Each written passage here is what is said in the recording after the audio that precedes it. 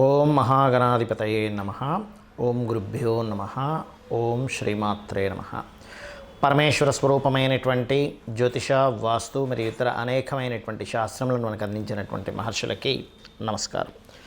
హయగ్రీవ హయగ్రీవ హయగ్రీవేతియో వధేత్తస్య నిస్సరతే వాణి జనుకన్యా ప్రవాహవత్.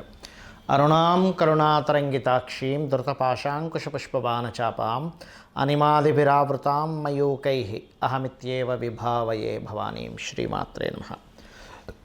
ప్రేక్షకులకి ఆ లలితాంబిక అమ్మవారి యొక్క అనుగ్రహం పరిపూర్ణంగా కలగాలని మనస్ఫూర్తిగా కోరుకుంటూ మనం ఈరోజు చెప్పుకోబోయే టాపిక్ ఏమిటంటే, అందరూ భయపడుతున్నటువంటిది గ్రహం ఏది అంటే శని భగవానుడు. అసలు నిజంగానే భయపడాలా? అసలు శని ఎక్కడ ఉంటే మీ లగ్నరీత్యా అంటే మేషలగ్నం నుంచి మీనలగ్నం వరకు, లేదా మేషరాశి నుంచి మీనరాశి వారి వరకు ఎక్కడ ఉంటే మీకు బాగా కలిసి వస్తుంది శని ద్వారా, ఏ స్థానాల్లో ఉంటే కాస్త ఏ విషయాల పట్ల జాగ్రత్తగా ఉండాలనేటువంటి విషయాలు మనం తెలుసుకుందాం. దాంతోపాటు ఎఫెక్ట్ ఏదైతే ఉంటుందో శని భగవానుడికి ఎఫెక్ట్ కంప్లీట్గా మీకు పాజిటివ్గా జీవితాంతం మీ లైఫ్ లాంగ్ మొత్తం కూడా పాజిటివ్గా రావాలంటే కూడా ఏం చేయాలి అనే విషయాలు కూడా మనం ఇప్పుడు తెలుసుకుందాం. అయితే ఈ విషయాలు చెప్తుంది నేనైనప్పటికీ కూడా చెప్పిస్తుంది సాక్షాత్ లలిత అమ్మవారిగా భావిస్తూ ఒక్కొక్క లగ్నం తెలియని వారు ఒక్కొక్క రాశి నుంచి మనం తెలుసుకుందాం. కుంభలగ్నము, కుంభరాశి. కుంభం వారి కనుక చూసుకున్నట్లయితే లగ్నంలో శని మంచివాడే. ఎప్పుడైనా లగ్నంలో మకరానికి కానీ కుంభానికి కానీ ఉంటే వాళ్ళు వర్క్ పరంగా మంచి గ్రోత్ అవుతారు. కాకపోతే ఇక్కడ వృత్తికారకుడు కుజుడిని కూడా చూసుకోవాలి. కుజుడు బాగుంటే ఇంకా బాగా రాణిస్తారు, లేదా కుజుడు పాడైతే మాత్రం మనం చెప్పలేము, అది కొంచెం ఇబ్బంది ఇస్తుంది. ఇక రెండులో ఉండేటువంటి శని లగ్నానికి శుభుడే కాబట్టి టీచింగ్, ట్రైనింగ్ వాటి మూలంగా ధనయోగాలు ఇవ్వడం, ఏదైనా కన్సల్టెన్సీ రిలేటెడ్ మూలంగా. మూడులో మాత్రం శని ఉంటే కాస్త శత్రువులు, తోబుట్టువులే శత్రువులు అయ్యే ఛాన్సెస్ ఎక్కువగా ఉంటుంటుంది. కొంచెం మీరు కమ్యూనికేట్ చేసేటప్పుడు, అగ్రిమెంట్ చేసేటప్పుడు కూడా కొంచెం చూసుకోవాలి. 4 శని ఖచ్చితంగా విద్యాయోగాన్ని, భూయోగాన్ని, గృహయోగాన్ని ఇస్తాడు. పంచమ శని రైటింగ్ స్కిల్స్ బాగా ఇస్తాడు, అదేవిధంగా ఊహాశక్తిని బాగా ఇస్తాడు. 6లో శని మాత్రం మీరు ఎవరికైనా అప్పులు ఇచ్చి ఇబ్బంది పడతారు, గుర్తుపెట్టుకోండి. సప్తమ శని పర్టికులర్గా మీరు ఎప్పుడైనా గుర్తుపెట్టుకోండి, సప్తమంలో శని ఉన్నప్పుడు మకర కుంభ లగ్నాలకి వివాహ జీవితం ఏమి ఇబ్బంది ఉండదు, కానీ జీవిత భాగస్వామి ఉండే స్వభావంలో మాత్రం చాలా మార్పు ఉంటుంది. ఈ కుంభలగ్నానికి కొంచెం సుపీరియర్గా ఉంటారు జీవిత భాగస్వామి సప్తమంలో శని ఉన్నప్పుడు. కాకపోతే రవి యొక్క స్థితి మీద కూడా ఆధారపడి ఉంటుంది. అష్టమ శని దీర్ఘాయుద్ధాయం, భాగ్యశని తండ్రికి మంచి ఉచ్చస్థితిని తీసుకెళ్తుంది. కాబట్టి ఇక్కడ రవి శుక్రుడి యొక్క స్థితిని కూడా చూసుకోవాలి. దశమ శని ఖచ్చితంగా నిగూఢమైనటువంటి రహస్యమైనటువంటి విద్యలు వీళ్ళు నేర్చుకోవడం జరుగుతూ ఉంటుంది. లాభ శని ఖచ్చితంగా మీకు వ్యాపారాల్లో లాభాలు ఇస్తుంది, అందులో ఎటువంటి డౌట్ లేదు. ఏదైనా క్రియేటివ్గా చేయడం వల్ల కూడా కలిసి రావడం జరుగుతుంది. 12వ స్థానంలో శని ఉన్నప్పుడు మాత్రం 100% కూడా తండ్రి యొక్క ఆస్తి రావడం జరుగుతుంటుంది. కాకపోతే ఇక్కడ శని భగవానుడు ఎలా ఉన్నాడు, పాపగ్రహాలతో కూడున్నాడా, శుభగ్రహాలతో కూడున్నాడా, దీన్ని బట్టి మీకు ఇప్పుడు చెప్పినటువంటి రిజల్ట్స్లో మార్పులు ఉంటాయి. మీ లగ్నం నుంచి మీ పర్సనల్ చార్ట్లో ఇంకా వేరే గ్రహాలు ఏదైనా పాపకత్తిరిలో, శుభకత్తిరిలో ఉన్నప్పుడు ఇంకా మంచి ఫలితాలు, పాపకత్తిరిలో ఉన్నప్పుడు ఇంకొంచెం ఎక్కువ ఇబ్బంది ఫలితాలు వస్తూ ఉంటాయి. కాబట్టి దీన్ని దృష్టిలో పెట్టుకొని చేసుకోండి. దీంతోపాటు ఎక్కువగా విష్ణు ఆరాధన చేయండి, అన్ని విధాలు బాగుంటుంది.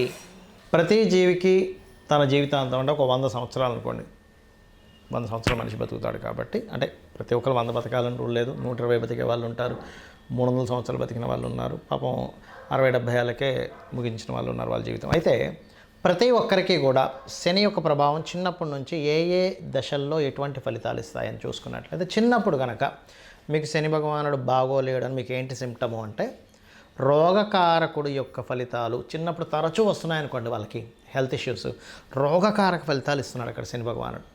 అంటే ఆయన ఇవ్వడం కాదు, ఇక్కడ బాగా అర్థం చేసుకోండి. ఆయన మీరు పూర్వజన్మలో చేసుకున్న కర్మలను అందిస్తున్నాడు. ఆయన ఎవరికి శత్రువు కాదు, ఇది ఫస్ట్ గుర్తుపెట్టుకోవాల్సిన విషయం. అప్పుడు ఏం చేయాలి, చిన్నప్పుడు పిల్లలకి ఆంజనేయ స్వామి బిళ్ళ కానీ, నరసింహస్వామిది కానీ, సుబ్రహ్మణ్య స్వామి బిళ్ళ కానీ మెడలో వేయండి. ఇక చిన్నప్పుడు పుట్టినప్పుడు కాకుండా విద్యా విషయంలో ఇబ్బందిస్తున్నాడంటే, విద్యాస్థానాల్లో ఎక్కడో 4th లార్డ్తో కనెక్ట్ అయి ఉన్నాడు. అలాంటప్పుడు మీ పిల్లలకి హయగ్రీవ స్తోత్రం నేర్పిస్తూ శని భగవానుడి దగ్గర దీపం పెట్టడం నేర్పించండి, లేదా వెంకటేశ్వర స్వామి ఆలయానికి కానీ, ఆంజనేయ స్వామి ఆలయానికి కానీ రెగ్యులర్గా తీసుకెళ్తుండండి. అప్పుడు మందబుద్ధి అనేటువంటిది ఉండదు. ఎందుకంటే మందులు అంటారు, పిల్లలకి ఎంత చెప్పినా వాళ్ళకి ఎక్కట్లేదు అంటే శని ప్రభావం ఎక్కడో 4th లార్డ్కి సంబంధం కలిగి ఉంటుంది. మళ్ళీ చాలామంది అంటుంటారు, ఏమండి మా అబ్బాయి చదవడు కానీ తెలివితేటలు అద్భుతంగా ఉంటాయండి, పంచమ భావం బాగుంది వాళ్ళకి. పంచమం బాగుంది, అద్భుతమైన తెలివితేటలు ఉంటాయి, ఇంకా వాళ్ళని తిరిగి కొట్టే వాళ్ళు ఉండరు అసలు. కానీ చతుర్థానికి శని సంబంధం వచ్చింది, కొంచెం ఎక్కువగా మనం వాళ్ళని పట్టించుకోవాలి. అంటే ఎక్కువ దెబ్బలు పడతాయి వాళ్ళకి, స్కూల్లో కావచ్చు, ఇంట్లో కావచ్చు, చదువు విషయంలో. అప్పుడు ఏం చేయాలి వాళ్ళకి? పర్టికులర్గా శనివారాలు గుర్తుపెట్టుకోండి. శనివారాలు వాళ్ళకి మొత్తం తైలంతో చక్కగా మర్దన చేయించి, స్నానం చేయించి, వెంకటేశ్వర స్వామి ఆలయం కానీ ఆంజనేయ స్వామి ఆలయం కానీ పంపించడం నేర్పించండి. వాళ్ళకి అది అలవాటు చేయండి. విద్యాకాలంలో అది ఇబ్బంది ఉండదు. ఇక విద్య అయిపోయింది, వివాహ విషయాల్లో ఇబ్బంది వస్తుందంటే సప్తమం ఎక్కడో దెబ్బతింది. శని ద్వారా సప్తమ స్థానం కనెక్ట్ అయ్యింది. శాటర్న్ ద్వారా సప్తమం కనెక్ట్ అయింది అంటే వివాహ సంబంధించిన విషయంలో లేట్ అవుతుంది. అలాంటప్పుడు ముఖ్యంగా శుక్రవారాలు వెంకటేశ్వర స్వామి ఆరాధన చేసుకోమని చెప్పాలి. లేదండి జాబ్ సంబంధించినటువంటి విషయంలో నాకు ఇబ్బంది అవుతుంది, దశమ స్థానంతో ఎక్కడో కనెక్ట్ అయింది శని భగవానుడు.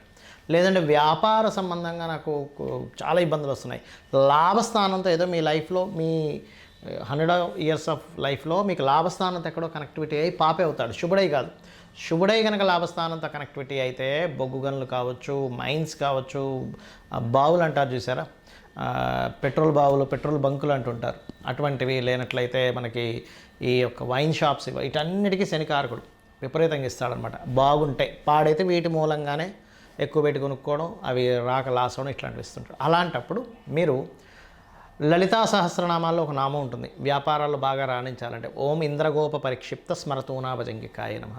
ఇక శని మంత్రం ఏం చేసుకోవాలి? సహజంగా అందరికీ తెలిసినటువంటిది ఓం నీలాంజన సమాభాసం రవిపుత్రం యమాగ్రజం ఛాయామార్తాండ సంభూతం తన్నమామి శనిచ్చరం, ఇది చేసుకోవచ్చు. లేదంటే లలితా సహస్రనామాల్లో నాకు శని భగవానుడి యొక్క అనుగ్రహం బాగా కలగాలి, ఎప్పుడైనా ఒకటే గుర్తుపెట్టుకోండి, శని భగవానుడు అనుగ్రహం కలగాలనుకోండి, పీడ పోవాలనుకోకండి దయచేసి. బికాజ్ ఆఫ్ మీకు ఆయుష్నిచ్చేవాడు ఆయనే, వృత్తినిచ్చేవాడు ఆయనే, వ్యాపారాన్ని ఇచ్చేవాడు ఆయనే. మనం నిలబడాలంటే మోకాల్లో గుజ్జు ఉండాలన్న శని యొక్క అనుగ్రహం కావాలి, లేకపోతే మనం నిలబడలేం. శని అనుగ్రహం పోయిందా మనిషి నిలబడలేడు, గుర్తుపెట్టుకోండి. ఫస్ట్ మోకాళ్ళకి ఆయన కారకుడు, కాళ్ళకి ఆయన కారకుడు. అది బాగుంటే 100 ఏళ్ళు వచ్చినా సరే ఏ మోకాళ్ళ నొప్పులు ఉండవు. శని పరిస్థితి బాగోలేదు, మోకాళ్ళ నొప్పులు వస్తాయి. ఇక్కడ ఏంటంటే ఒకటే, స్వామిని యొక్క అనుగ్రహం నా మీద చల్లగా ఉండాలి, నేను పూర్వజంలో చేసిన కర్మ పాపం ఏదో ఉంటుంది, నేను దానికి చింతిస్తున్నాను, నేను ఇంకోసారి అలాంటి పాపాలు చేయకూడదు అనుకుంటున్నానని చెప్పి మనస్ఫూర్తిగా అనుకొని మీరు శని భగవాన్ని ప్రార్థించండి. అప్పుడు ఖచ్చితంగా ఆయన యొక్క అనుగ్రహం ఉంటుంది. అయితే ఇక్కడ నిత్యము చేయవలసింది ఏమిటి? శని భగవానుడి యొక్క ప్రభావం పూర్తిగా పాజిటివ్ మీకు రావాలి అంటే ఒక ఆలయం పెట్టుకోండి. ఆంజనేయ స్వామి కావచ్చు, సుబ్రహ్మణ్యేశ్వర స్వామి కావచ్చు, నరసింహస్వామి కావచ్చు, వెంకటేశ్వర స్వామి, లేదా శక్తి ఆలయం, లేదా గణపతి ఆలయం, లేదా రావి చెట్టు చుట్టూ తిరిగినా సరిపోతుంది. మీకు 100% శని భగవానుడి అనుగ్రహం పాజిటివ్గా వస్తుంది, 100 ఏళ్ళు కూడా. ఇక రెండవది, మీకు దగ్గరలో గోవులు ఏదైనా ఉన్నట్లయితే గోవుకి వెళ్ళి బెల్లం తినిపించండి. ఇక మూడో విషయం గుర్తుపెట్టుకోండి, మీరు ఎప్పుడైనా సరే శని రాశి మారుతున్నాడు అన్నప్పుడు ఆ సమయంలో దానం ఇచ్చేసేయండి. లేదా మీ జన్మజాతకంలో శని గ్రహం దగ్గరికి ఏదైనా ప్లానెట్ వస్తున్నప్పుడు కూడా ఒక దానం ఇవ్వండి. మీరు చాలా రిజల్ట్ అక్కడ చూస్తారు, మీకు రావాల్సిన ఇబ్బంది అసలు రాదు, గుర్తుపెట్టుకోండి. అదేవిధంగా ఒకటే గుర్తుపెట్టుకోండి, శనికి సంబంధించినటువంటి విషయంలో చాలామంది యంత్రాలు, నవగ్రహ యంత్రాలు ఉంటాయి, శనికి సంబంధించిన యంత్రం కూడా ఉంటుంది. అయితే ఆ యంత్రం మీరు పూజించాలంటే మీకు బీజాక్షరం సంబంధమైనటువంటిది ఉపదేశం ఉండాలి, ఏ నవగ్రహ యంత్రమైనా సరే. లేదంటే నాకు అలా కాకుండా ఇంకేం చేయొచ్చు అని అంటే కనుక ఒకటే గుర్తుపెట్టుకోండి, ఏదైనా సరే ఆంజనేయ స్వామిది కానీ నరసింహస్వామిది కానీ ఇంట్లో ఏదైనా ఒక విగ్రహం కానీ పటం కానీ పెట్టుకొని రోజు కుంకుమతో అర్చన చేసినా కూడా శని భగవానుడి యొక్క అనుగ్రహం కలుగుతుంది. అదేవిధంగా మీ కిందన పనిచేసేటువంటి వారికి, ఎందుకంటే శని కార్మికులకి, కర్షకులకి, కష్టపడి పనిచేసే వాళ్ళకి కారకుడు అండి. వాళ్ళని గౌరవిస్తూ, వాళ్ళకి ఏదైనా ప్రాబ్లం ఉంటే మీరు తీరుస్తూ, మీరు కూడా మధ్యాహ్నం పూట నిద్రపోకుండా ఉన్నట్లయితే, ఇది ఓన్లీ యువకులకు మాత్రమే, చిన్నపిల్లలకో, స్త్రీలకో, ముసలి వాళ్ళకో కాదు ఇది. వాళ్ళు నిద్రపోవచ్చు, ఎందుకంటే వాళ్ళకి శక్తి సరిపోదు కాబట్టి. యువకులు పొరపాటును కూడా మధ్యాహ్నం నిద్రపోకండి, శని ప్రభావం నెగటివ్గా ఎక్కువ పడుతుంది. చక్కగా మీరు ఎంత శ్రమిస్తే, ఎక్కువ ప్రాబ్లం ఎక్కువగా ఉందండి శని నా లైఫ్లో అని అనుకుంటే కనుక మీరు ఒకటే గుర్తుపెట్టుకోండి, దీక్ష తీసుకోండి. అయ్యప్ప స్వామి దీక్ష కానీ, ఆంజనేయ స్వామి దీక్ష కానీ, అమ్మవారి దీక్ష కానీ తీసుకున్నారా మీరే చూస్తారు, 100% మీకు ప్రభావం పాజిటివ్ మీకు కనబడి తీరుతుంది. అమ్మవారి అనుగ్రహం వల్ల కావచ్చు, అయ్యప్ప స్వామి అనుగ్రహం వల్ల కావచ్చు. శ్రీమాత్రే నమః.